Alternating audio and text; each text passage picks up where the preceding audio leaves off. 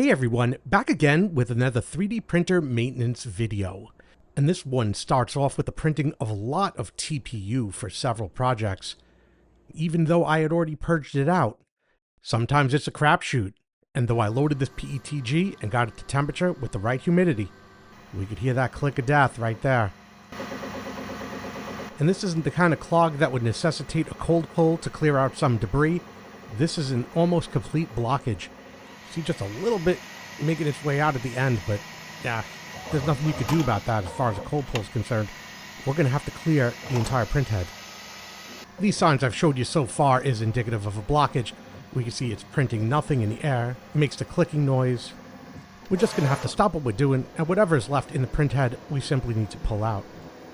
It's not a big deal. It does happen once in a while, and if you know how to do it, you could be back on the road to printing pretty quickly. So let's get started on the clearing of this print head. And that begins with the manually unloading of filament from the LCD display using the controls on the front of the printer.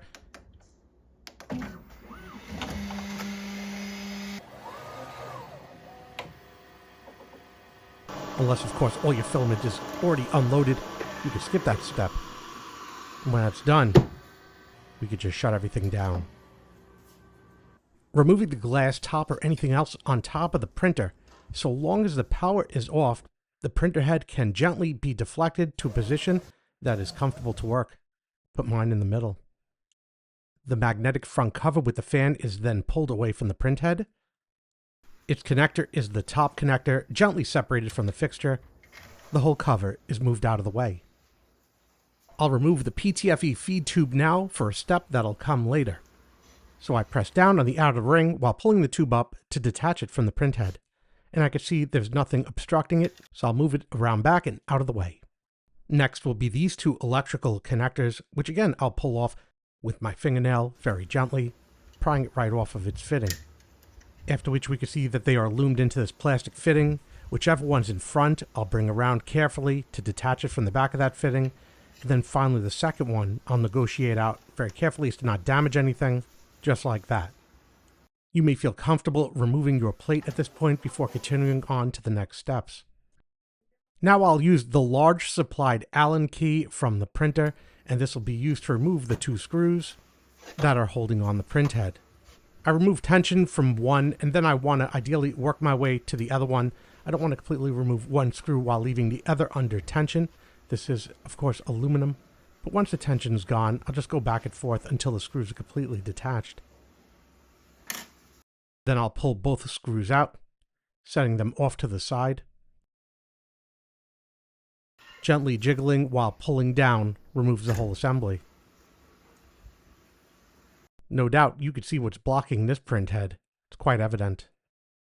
At this point, I'm going to place the print head in the soft drawers of a small hobby vise, gently holding it from those heat sinks, those heat vanes off to the side, not on the fan or anything like that. Really light. Using a pair of diagonal cutters, I'll cut this to the shortest extent possible. If the diagonal cutters can't reach it, then it is short enough. Don't use plain wire cutters, that'll be too long. Use the diagonal cutters as shown. Do not use the Allen key we used to remove the head for the next step. Instead, we'll use the smaller one provided with the printer that doesn't like to focus. Holding that small Allen key with a pair of pliers and using a lighter, I'll heat up the end of this Allen key for about, I don't know, a minute. We'll just let it run here so we can see me heating it up without any interruptions.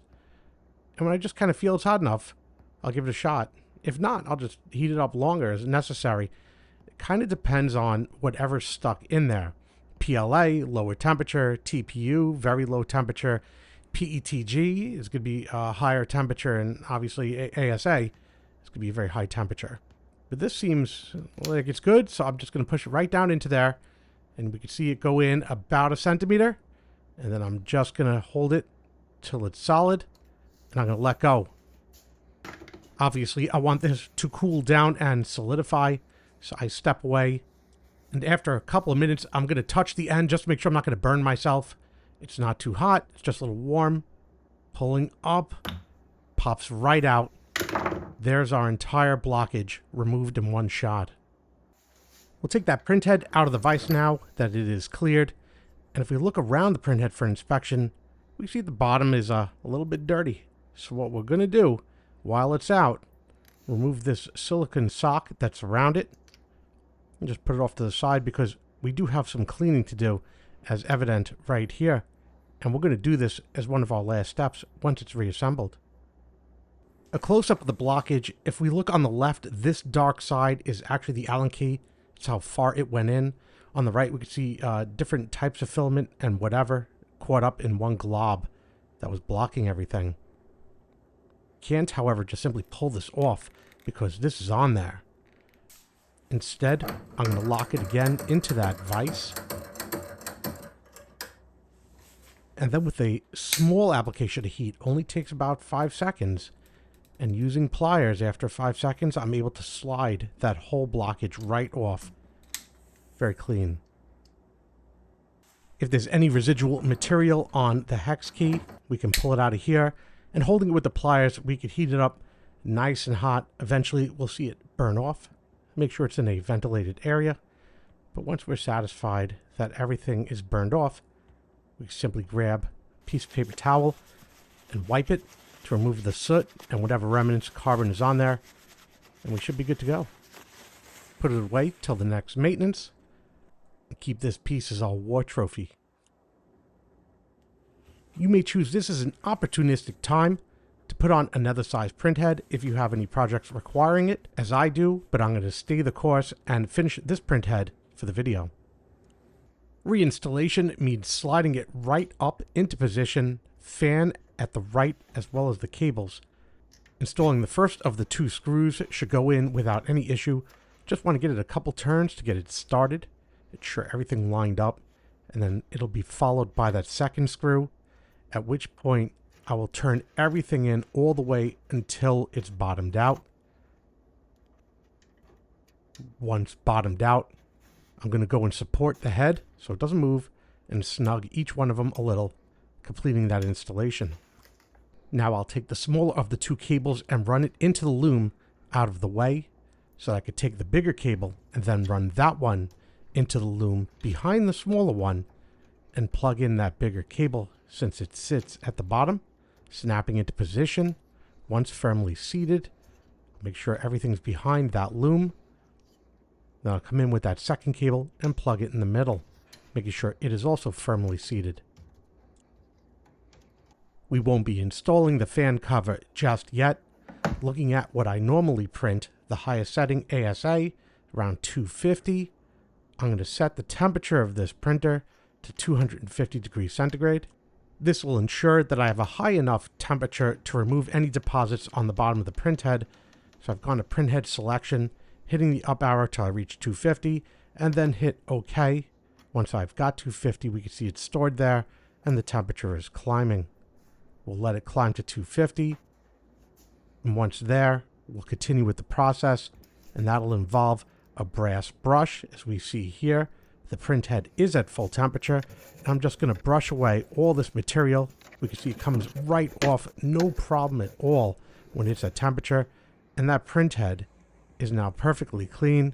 A quick solution to remove all the deposits around the printhead. I need to only wipe away all of those deposits from the plate. But we're not there yet because we still need to conduct a cold pull to make sure the nozzle is cleared all the way through to the bottom. I have a video that goes through this in detail. I'll post a link in the top right corner to see how a cold pull is conducted on this printer. But we can see on this one in particular, it's not entirely cleared, and there was a degree of effort to get this to open up. We can see right there, that's still obstructed. In that case, there are other tools that could be used to ensure that the nozzle is completely clear. And I have a set of these tools. I'll put a link in the comments below. Basically inserted into the end of the printhead to dislodge anything that's obstructing the flow. At this point, everything now is looking healthy. There's no more blockage in the nozzle, so I'll purge through just a bit for good measure. With the work now completed, beginning reassembly with the silicone cap, that open portion pointed to the right to accommodate the wires up top. Make sure it's fully seated. Now I can install the PTFE tube back onto the top of the printhead. Just push it in position, make sure it's locked. And after taking a moment to shut off the printer, I'll reconnect the fan and cover assembly on the top connection, and then place the cover back on.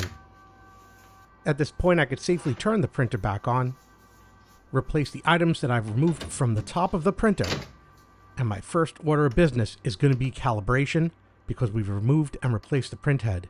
Even if it's the same head, we still need to recalibrate. When that's done, I'll rewash the plate because I got my hands all over this thing. Now comes a test of a simple print project to make sure everything's working properly.